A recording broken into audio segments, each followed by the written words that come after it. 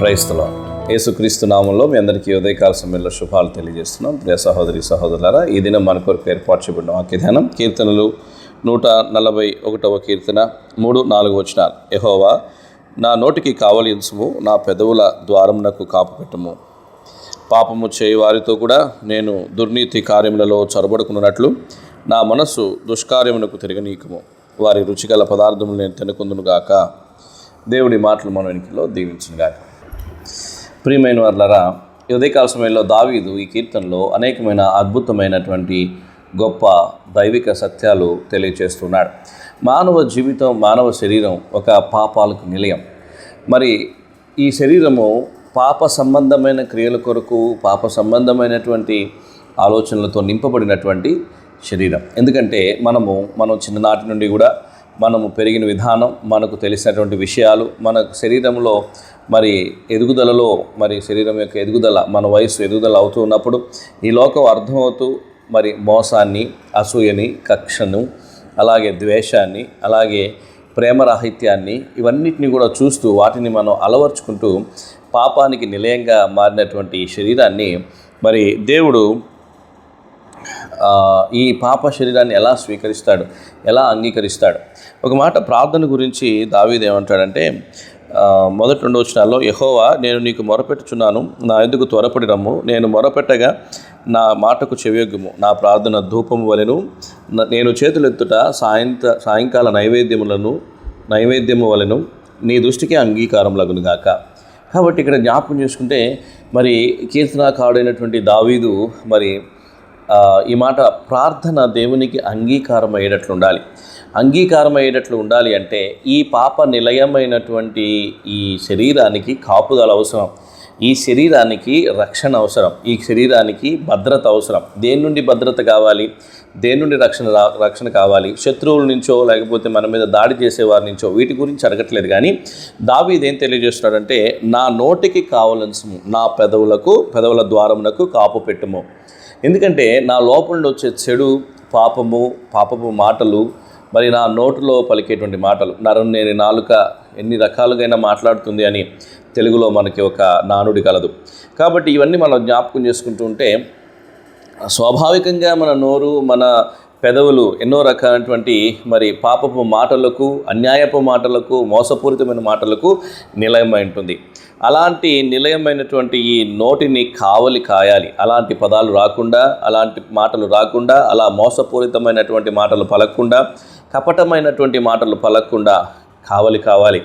మనం పాపం చేయకుండా ఉండడానికి శరీరానికి కావలి కావాలి. మనము దోషములో పాలు పంపులు పొందకుండా ఉండడానికి శరీరానికి మరి కాపుదల కావాలి. అలాగే మన మనస్సు, చంచలమైనటువంటి మనస్సు, మరి అనేకమైనటువంటి పాపాల ఆలోచనలకు పుట్టినిల్లు మనస్సు. మన పాపానికి ప్రారంభం పాపపు ఆలోచన. అది ఎక్కడ కలుగుతుందంటే మనసుకే కలుగుతుంది. అందుకనే దుర్నీతి కార్యముల్లో పాపం చేయవారితో కూడా నేను చొరపడుకున్నట్లు నా మనస్సు దుష్కార్యమునకు తిరగనీయకము, వారి రుచిగల పదార్థం నేను తినకుందునుగాక. ఎంతోమంది పాపం చేయడానికి మనం ప్రేరేపించేటప్పుడు అనేకమైనటువంటి ఆకర్షణలు, అనేకమైనటువంటి అవకాశాలు మనకు చూపిస్తూ ఉంటారు. ఎంతో గొప్పగానో వారి జీవితం ఉన్నట్లు, ఎంతో మరి ఘనంగానో వారి జీవితం ఉన్నట్లు చూపిస్తూ ఉంటారు. అలా చూపించడం వల్ల మనం ఆకర్షితులు అవుతాం. కాబట్టి వారు రుచికల పదార్థములు అంటే తినే పదార్థాలనే కాదు, కానీ వారు మనల్ని లోభానికి, వాటికి అలవాటు చేయడానికి, పాపానికి అలవాటు చేయడానికి మనకు ఎన్నో రకాలైనటువంటి లోభాలను చూపిస్తూ ఉంటారు. నువ్వు ధనవంతుడు అవుతావు, నీ దగ్గర చాలా డబ్బు ఉంటుంది, నువ్వు కోరింది నీ దగ్గరికి వస్తుంది, నువ్వు ఎలా కావాలంటే అలా బతకచ్చు, ఎవరు నిన్ను అడిగేవాళ్ళు లేరు, నీ చేతిలో బోలంత డబ్బు ఉంటుంది, నువ్వే గొప్పగా బతకగలుగుతావు అని అనేకమైనటువంటి మరి ఆశలు మనలో పుట్టిస్తారు. అవన్నీ కూడా మనకి రుచికరంగా ఉంటాయి. శరీరం వాటన్నిటిని కోరుకుంటూ ఉంటుంది. అయితే మనం చేయవలసిన విషయం ఏంటంటే, మనం జాగ్రత్తగా ఉండాలి. మనం వాటిలో పాలు పంపులు పొందకూడదు. వీటన్నిటికీ కాపలా కావాలి. మనం ప్రార్థన చేసుకునేటప్పుడు ఏదో మన అవసరాల నిమిత్తమే ప్రార్థన చేయటం కాకుండా, నా శరీరం, నా మనసుకు కావలి ఉంచుమో, కాపు పెట్టుమో, అందులో నుండి పాపం రాకుండా, అది పాపానికి లోబడకుండా నీ భద్రత నాకు అవసరం, నీ కాపుదల నాకు అవసరం అని మరి ప్రార్థన. ఇది నిజమైన కాపుదల, ఇది నిజమైన భద్రత.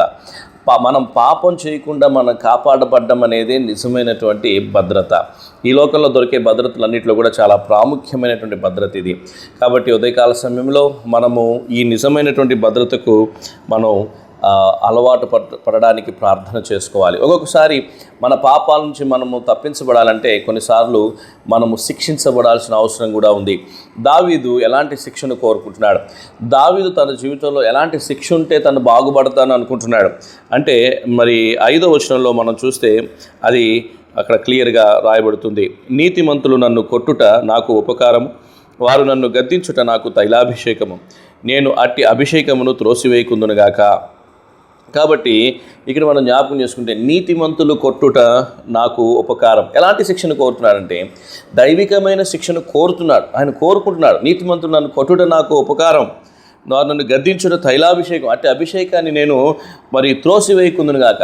ఇది నన్ను గద్దించిన ఈరోజు మరి నీతిమంతులు మరి మనకు నేర్పించడానికి శిక్షించిన మనం ఎంతో వ్యతిరేకిస్తున్నాం. ఎవరు కూడా లోబడడానికి ఇష్టపడట్లేదు. వారి శిక్షకు, వారి యొక్క గద్దింపుకు, వారి యొక్క దెబ్బలకు ఎవరు లోబడట్లేదు. దావీదైతే మహారాజు ఉండి ఆత్మీయుడై నుండి తన పాపాల నుండి బయటికి రావడానికి, పాపాలు తన మీద పెత్తనం చేయకుండా ఉండడానికి తాను ఎలాంటి గద్దింపును, ఎలాంటి శిక్షను కోరుతున్నాడు అంటే నీతిమంతులు కొట్టుట, మరి అలాగే వారు గద్దించుట నాకు అవసరం అనేది మరి దావీదు కోరుతున్నాడు. ప్రియ సహోదర సహోదరి, ఈ ఉదయకాలం ఇలాంటి మనసును మనం అలవర్చుకుందాం. దేవుని వాక్యం మనల్ని గద్దించినట్లు, దేవుని వాక్యం మనల్ని కొట్టునట్లు, మనల్ని సరిచేయనట్లు, సరిదిద్దునట్లు.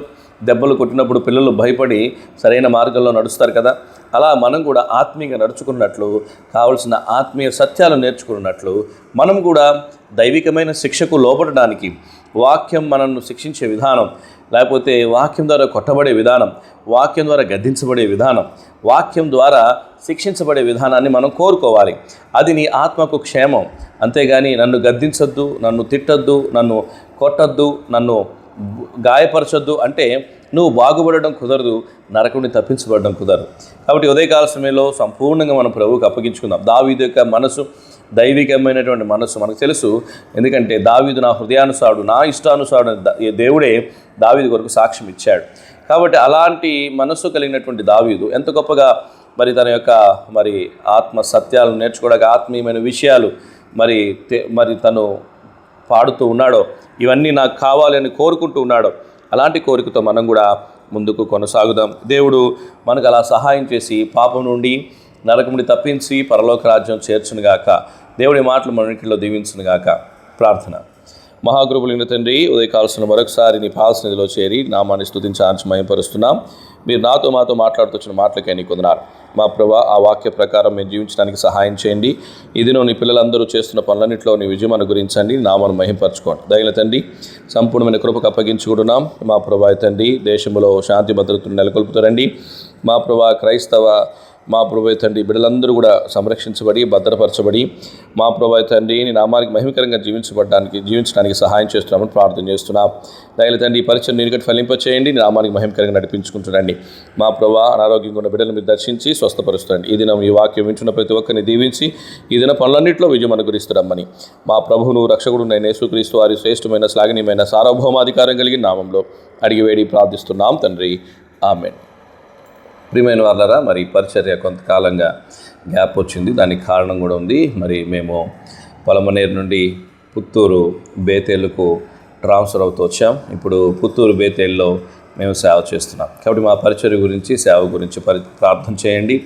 ఈ ట్రాన్స్ఫర్ అంతట్లో కూడా, ట్రాన్స్పోర్ట్ అంతట్లో కూడా కొంత ఆలస్యమైంది. పరిచర్ని తిరిగి ప్రారంభించడానికి దేవుడు కృప చూపించాడు దినాన. కాబట్టి ఇది కంటిన్యూగా మరలా కొనసాగునట్లు ప్రార్థన చేయండి. దేవుడు మిమ్మల్ని దీవించునుగాక. Praise the lord.